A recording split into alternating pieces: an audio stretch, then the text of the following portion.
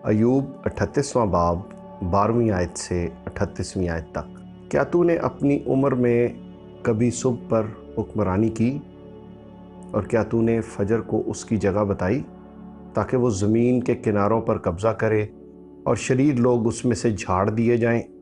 वो ऐसे बदलती है जैसे मोहर के नीचे चिकनी मिट्टी, और तमाम चीज़ें कपड़े की तरह नुमाया हो जाती हैं, और शरीरों से उनकी रोशनी रोक ली जाती है और बुलंद बाजू तोड़ा जाता है। क्या तू समुंदर के सोतों में दाखिल हुआ है या गहराओं की थाह में चला है? क्या मौत के फाटक तुझ पर जाहिर कर दिए गए हैं, या तूने मौत के साए के फाटकों को देख लिया है? क्या तूने ज़मीन की चौड़ाई को समझ लिया है? क्या तू ये सब जानता है? तो बता, नूर के मस्कन का रास्ता कहाँ है? रही तारीकी, सो उसका मकान कहाँ है, ताकि तू उसे उसकी हद तक पहुंचा दे और उसके मकान की राहों को पहचाने। बेशक तू जानता होगा, क्योंकि तू उस वक्त पैदा हुआ था और तेरे दिनों का शुमार बड़ा है।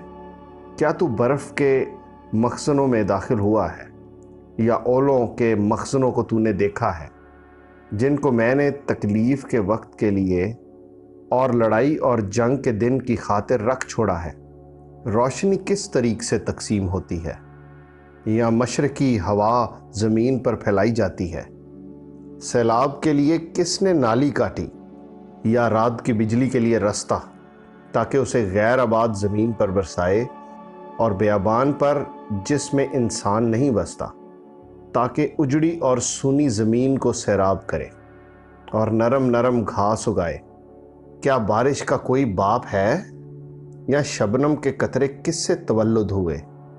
यह किसके बतन से निकला, और आसमान के सफ़ेद पाले को किसने पैदा किया?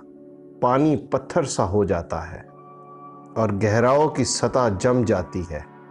क्या तू अक़दे सुरैया को बांध सकता, या जब्बार के बंधन को खोल सकता है? क्या तू मिन तख्तुल बुरूज को उनके वक्तों पर निकाल सकता है, या बिनातुन नाश की उनकी सहेलियों के साथ राहबरी कर सकता है? क्या तू आसमान के कवानीन को जानता है और ज़मीन पर उनका इख्तियार कायम कर सकता है? क्या तू बादलों तक अपनी आवाज़ बुलंद कर सकता है, ताकि पानी की फरावानी तुझे छुपा ले? क्या तू बिजली को रवाना कर सकता है कि वो जाए और तुझसे कहे मैं हाजिर हूँ?